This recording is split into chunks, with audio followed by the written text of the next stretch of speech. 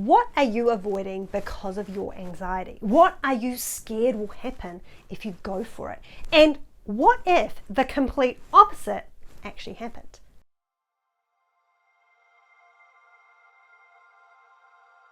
Today I'm back for my first vlog in forever and I'm so excited to share this with you.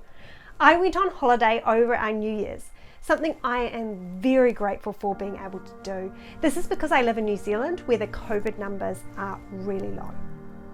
I've learned that my best experiences happen when I challenge anxiety in my life, when I step out of my box and say yes to opportunities. That's a big part of why I do exposure and why I encourage you to do it too. It's not just torturing yourself for the sake of it, it's actually incredibly freeing.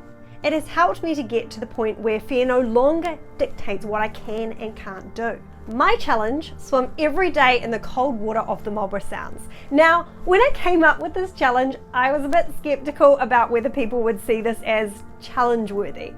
It's summer and I'm challenging myself to get into the water up to my neck. Some people might not see this as a big deal. However, it is for me. I've been scared of the cold water since I was a teenager. Thinking about this challenge, I wondered what it was about the cold that scared me. I'd never really thought about it before. So what if I was a bit cold for a while after swimming? So I knew it was time to challenge that fear so I could really embrace my holidays. I'd like to note at this point that I had completely overlooked the fact that I'd also be filming myself in my togs. Am I confident in the way my body currently looks? No.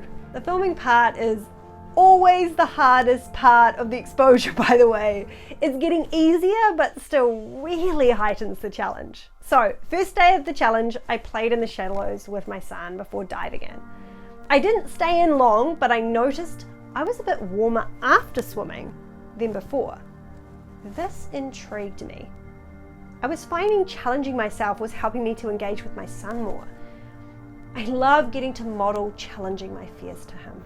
So I've done my first day yesterday of swimming and today is my second day and it is stunningly beautiful today.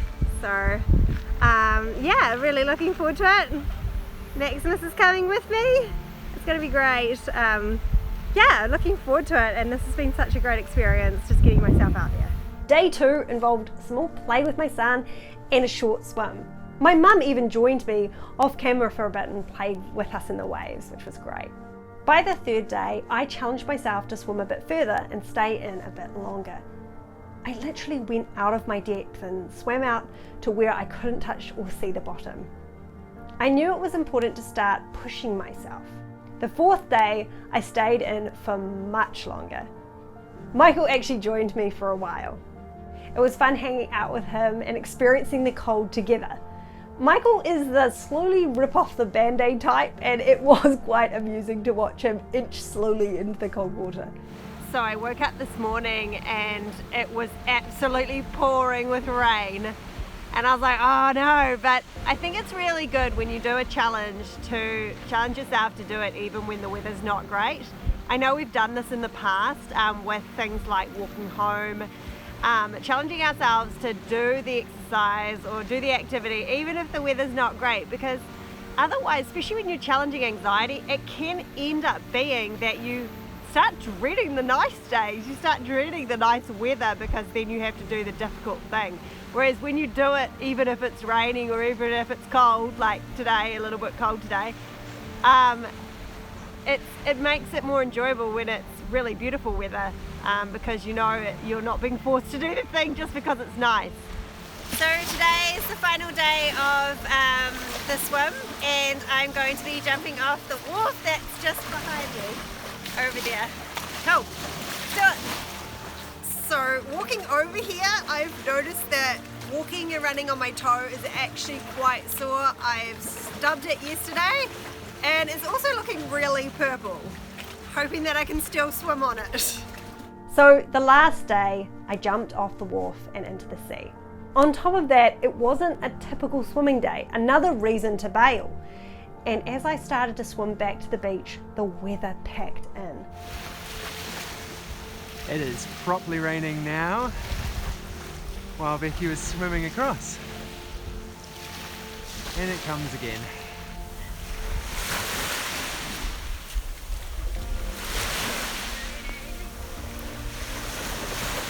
After I jumped into the water, it started to rain, but it was such an amazing experience to be swimming with it pouring with rain, looking at the beautiful bush. Yeah, I'm really glad I did it regardless of the weather. It was an amazing experience. It's been really interesting, like challenging this fear of if I go swimming in the cold, I'm gonna get cold. What I found actually is after every single swim I've done, I'm wearing, like, instead of having a sweatshirt on, I'm now wearing a t-shirt. I'm warmer after the swim than I was beforehand. And I think this is where it's so good to challenge anxiety, because sometimes the thing we are predicting, the thing we're scared of, is not reality. And actually it can be the complete opposite. And I've been warmer this holiday on this trip from going swimming in the cold water each time. And so, yeah, I really recommend getting out, challenging your fears.